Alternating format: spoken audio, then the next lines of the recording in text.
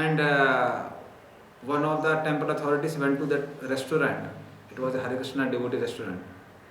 He found the cooks are cooking fish. Now we can't deliberate upon, no, it's like, no, my own, own karma. that time you have to speak to authority. It is something very serious. Because they were basically, some workers were there, the devotees preached them, they start sending few rounds, and they told we'll follow 40 principles. But because no Krishna Katha was going on for 4-5 months, their old habits came out. And they start cooking fish in the same pots where they would cook for the deities. So pretty serious thing. So that we can't say. So things have a different level of gravity. But let us say somebody is doing 1 minute offering. Not like some devotees have this fund of Jagannath offering. Jagannath immediately takes. So you put in front of Jagannath, Hare Krishna. Take it out. Then those things can be there where we can discuss and philosophize with that devotee. That is it a personal offering, impersonal offering, instant offering, what is this type of offering? And then that devotee will understand. But something serious like cooking meat or fish or anything, we have to report. So things are like, we don't have a straight jacket formula for everything. So on a practical level, different things have to be dealt in different ways, depending on gravity of problem and depending on person also. But internally, philosophy is philosophy of Bhagavad Gita, Bhagavatam. That has to internally go. Anyway. To the next part of my question. That was like Ajamil and other, like we are not deliberately. Sometimes I'm just giving one. I don't know. Like you don't want to see something, but suddenly you just see. See, main thing is in those situations, there are different levels of protection we should have. So one level of protection is gross. If we are getting too much troubled by a situation, then we may have to change the service or we may have to change the situation. For example, if we are doing book distribution and going to certain places is creating trouble for us, then don't go to that situation. Similarly, if we have somebody is too weak, like certain devotees, I know they are very good devotees till they are exposed to internet in private.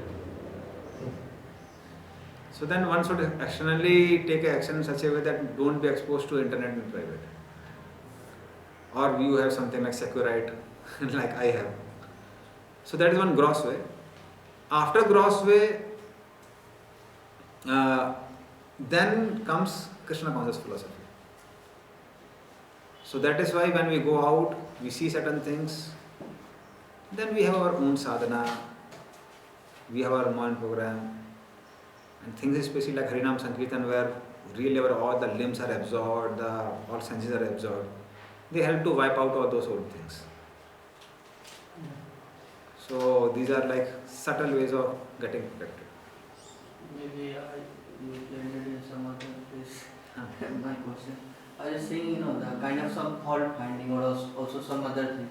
Like, I'm not doing, I'm also not reporting some authority. Okay. Suddenly somebody is doing something wrong and, it's quite natural that you immediately find fault. You don't see like, maybe, something different.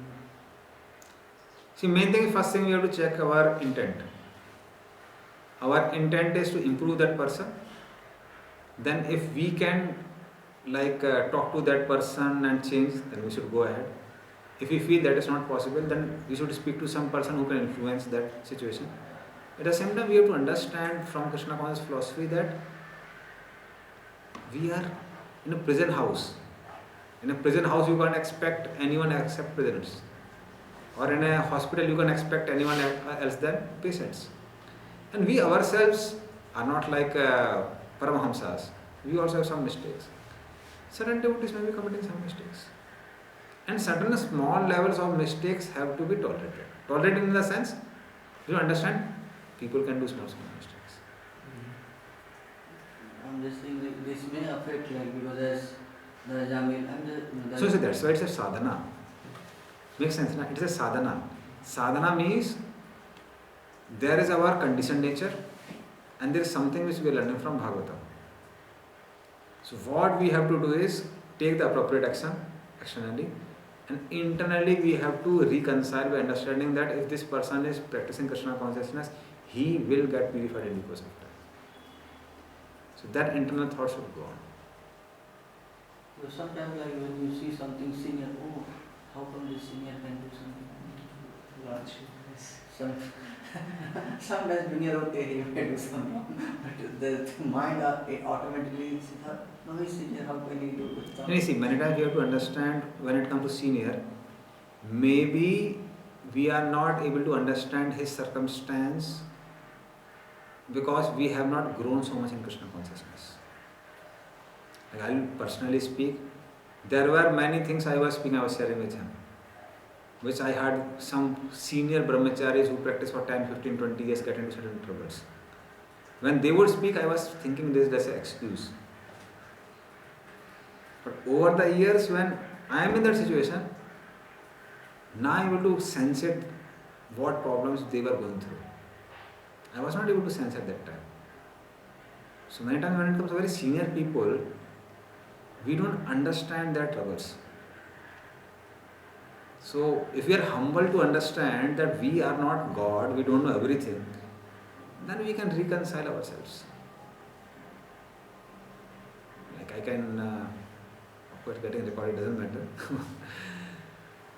Like one certain problem which I would hear before is that many senior devotees who spend 20, 25, 30 years in Krishna consciousness, they get into some troubles because they become very lonely. And because we had like big batch of brahmacharis who came and joined, initial days I would think, so many people are around, how can you be lonely in Krishna conscious society? Rather the troubles are that now so many people, too much interaction of devotees is a trouble. But over the years I found it does come. Because you have your friends, many of them know in a brahmacharya and they change their ashram. Then you are a alone person. Even if you are together, then you become very senior, then you are given a different project, the other fellow is given a different project. And when you become very senior, initially the trouble is so many people correct you. Person says, no, at least let me breathe now, why he is correcting so much. After many years, the trouble comes is, that even if you have trouble, you don't have anyone to share to. Then you come and tell, nah, I am undergoing this problem. Other fellow says, no, it is transcendental.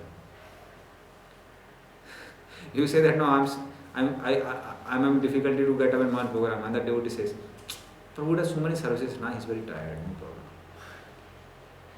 problem. Or we're getting some problem with lust, etc. You say, then he says, no, it's transcendental, no. Persons like, what do you say? Krishnath Kaviraj Goswami would say, Jagai Madai Hoi Moi Se Papishta, Purusir Kit Hoi Moi Se Lagishta. I am worse than Bum in the stool. So maybe Prabhu is very humble, that is why he is saying like that. So after many years, that's a big trouble. And many sannyasis shared this with me. They had this biggest challenge in sannyasas. So very senior brahmacharis, very serious sannyasis, they have these problems, these troubles, which we can't imagine in the initial days. So that is why we have to understand that we don't know their situations. And we have to understand that they have advanced. That is why they have stayed for so many years in Krishna consciousness. It's like when you are moving from here to Calcutta, somebody gets down from the bus in Mayapur is a different person than the one who gets down at Ranaghat. And some person get down from the bus just before reaching the airport. So people may be getting down, but they have traversed a long, big situation. Or big this.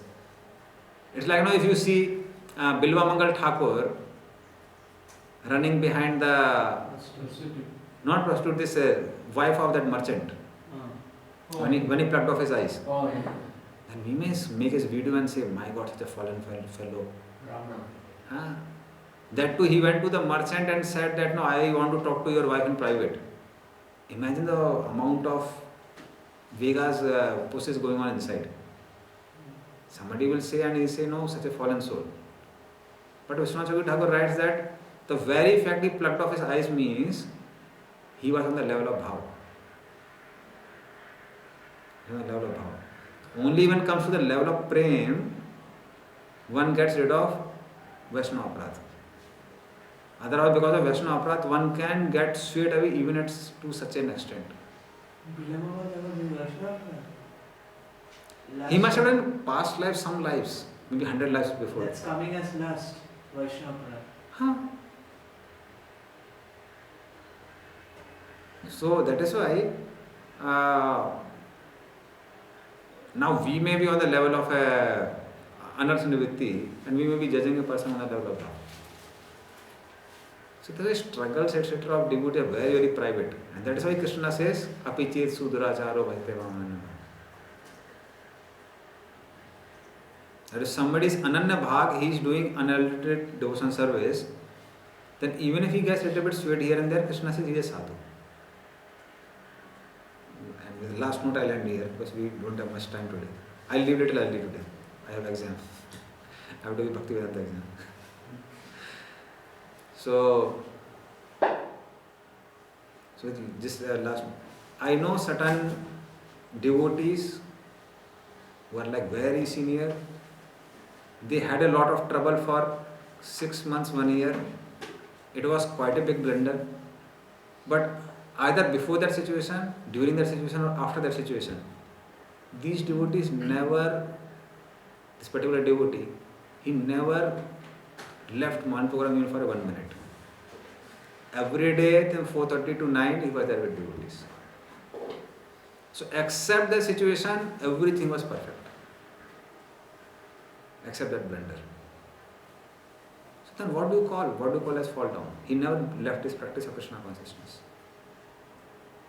And whatever he did, he had a regret for that. Yes, I was swayed away. So that is why we have to see the main part is person fixed in practice of Krishna consciousness? If person is fixed in practice of Krishna consciousness, then he is not fallen. You have to put him in the right situation. And many times we don't know about many of the devotees. Like even Prabhupada, how he dealt with devotees in such a situation is very remarkable. He never rejected or threw away anyone. He just kept them in a situation where they don't affect the society. At the same time, they continue their practice of Krishna consciousness. So we don't have to really, aisa kaise is such a senior devotee. It can happen with anyone. Because till this out of 4 type of anarthas, Sukridota, Duskridota, Apradota and Bhaktiutta, Apradota continue till the level of bhava. Only when one sees Krishna face to face, Apradota, anarthas they go away. So they can travel till that situation. I just want to share this. Basically, since Indian people, they live in a very close congregation, they hardly see the diversity and the cultures and all. As an Indian, I had a difficulty with American culture and devotees, where you said devotees regret what they are doing, but in America, there is no regret because it's their culture.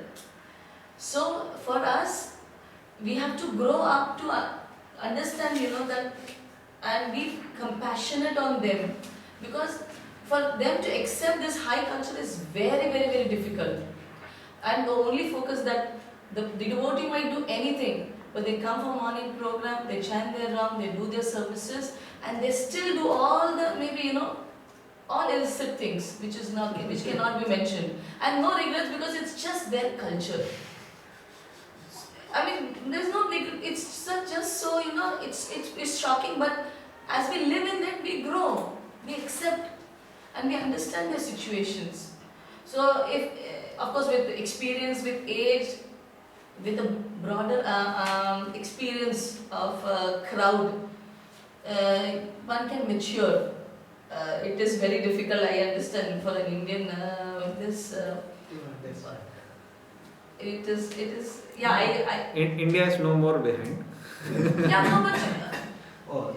no, but you cannot imagine what happens in US. You mean Don't you think he following the chief principal? Yeah. Yeah, Yes. married people, Left and right. our children see things and they question, but the way we present, our children will get that attitude. So if we are compassionate, our next generation gets the attitude of compassion rather than seeing and pointing out things. And I mean, I grew from that. It was very difficult, but being in Krishna consciousness in years as well as in broader spectrum of devotees, you learn a lot of things. And the heart really becomes soft. I was so hard. I was like, you feel like, yuck, how can it be? Senior devotees. That was. Senior, you can see those who are in the list of initiation for Brahmins. Everything is off this. I mean, I will not say. I mean, Very, very simple formula. Strict with oneself, lenient with others. yes. With the formula, if you want to be strict with oneself and lenient with others. No, but You even get with others, you spoil the. See, unless and until it's your duty, duty is a different thing. Unless and until it's your duty, one should not unnecessarily bother. One big problem with many of us is that we take those services which are not meant to us. yes. And what is that service? Finding fault with others. You will find some people. I know one of the devotees, he was criticizing, why this fellow has made this hospital, why he has made this project and that project and then project, like criticizing some very senior sannyasi. And then I found he himself was not like following 40 principles also, this particular devotee. You new fellow, you came just Krishna Consciousness 2 years before. You are not able to follow 40 principles. And you are criticizing that senior sannyasi, why he had done this and done that. So some people are, they are like self-proclaimed authorities. And we are here to judge everyone and tell everyone what they should do. They themselves don't do what they want. So the point is be strict with oneself and we have to be accommodative to others. And for ourselves also, it's like, for some people it may be gross anartha, some people it may be subtle anarthas. We also have to fight and continue. At the same time, for others also, we understand that if we give them a room for improvement, they will improve. It takes some time. And if you are made temple president automatically, you will become accommodative. If you are not accommodative, become a temple president. You will be forced to become accommodative. We will come back, otherwise you can't start the chapter.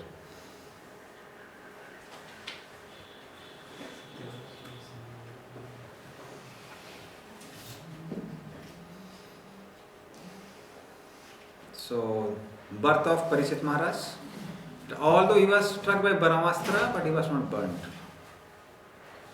But same Parikshit Maharaj, when that snake bird was about to be burnt, he didn't say, Krishna, you saved me when I was in the womb of my mother, now save me at this time also. He was totally fearless. So that's Parikshit Maharaj. So he surrendered to Sukadeva Goswami. So there are beautiful verses. Punam Triptidara Savit Katayam. We'll discuss all these. We'll discuss power of holy name and Vaishnava Seva. Unviolent position of Lord, attachment to him leads to detachment from body. Then the pastime of Parikshit Maharaj, when he was entered the Samik Rishi's ashram and kept a dead snake around him. Now imagine somebody takes only this particular incident of Parikshit Maharaj and puts in ISKCON-news.org. What will we think about Parikshit Maharaj? So that's the whole background behind it and what did he do after that. So that's why whenever you want to see some devotee, we have to see the complete picture, not just particular incidents. So he felt neglected, that he was not given other seed, water, kind words, no reception at all. And that's why he picked up a lifeless snake and kept on the neck of Samik Rishi. So Samik Rishi didn't respond, didn't take it very seriously, although through his meditation he could understand what had happened. But his son, Sringi, so being a puffed up Brahmana, he cursed Parikshit Maharaj would die within 7 days by the snake bird bite. And then, but Sringi also later on lamented. He approached his father and he began to cry. And then Samik Rishi starts regretting and he prays for the wrong done by his son. For such a small offense, you have given such a great punishment. So punishment has to be equivocal, not like somebody slaps you and you cut off his head. And you say, no, what to do? Why did he slap me? He slapped you, he didn't cut off your head. So then it's like too much of punishment. And then how a devotee tolerates everything, how Parikshit Maharaj tolerated everything. So Parikshit Maharaj had the power to counteract that curse. He had a power to even curse back Sringi. He didn't do any of these things. He just accepted the curse.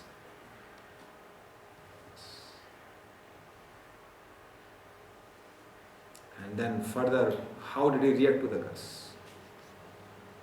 So this is for today. Now we will directly enter into the verses. So what we will do is, today mostly we will do class till maximum 12:15. 12:15. Yeah. Okay. And from tomorrow we will not have class from 30, we will have class from regular 10:30. Did you arrange something? It does change. Prasad, Yes, No change, we don't no do it in change. the morning. Regular. 10:30, not 7:30. Because I had a class for Bangalore devotees, I forgot that. It was from 7:30. So I won't be going by now car, I'll go by local train. So 10:30 and we'll continue till our chapter number 19 finishes. we'll have prasadam break in the middle. We can have. Okay. So we'll try to cover as many slokas as possible today.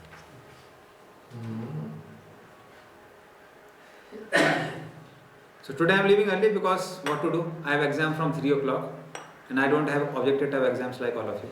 I have to write the answer. Now also we also started subjective plus objective. Oh, no one just or No, one or two questions may come subjective just for a change. for us it's subjective only.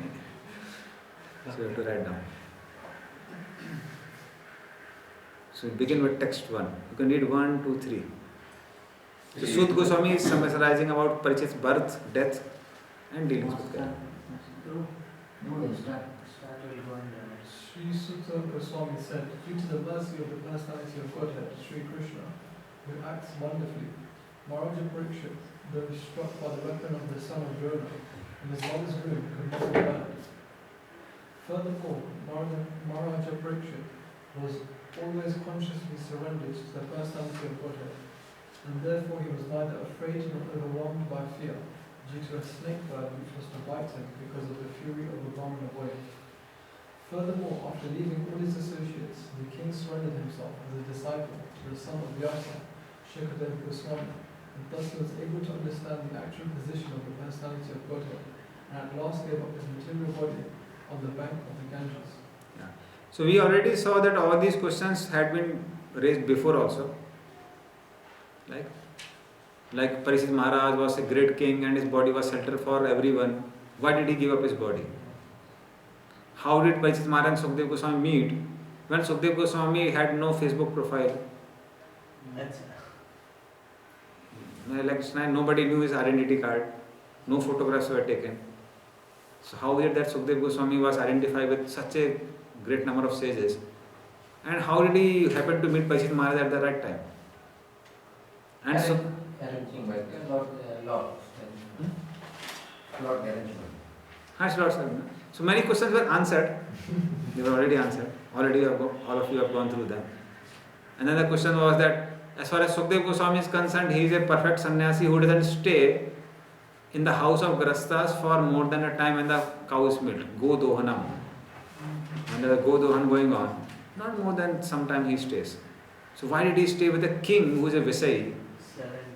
for 7 days, 7 nights, continuously. So then all these questions were raised. So they were answered, but now again, because they are coming to the episodes, the entire thing is summarized, so that we don't get lost in the chapters.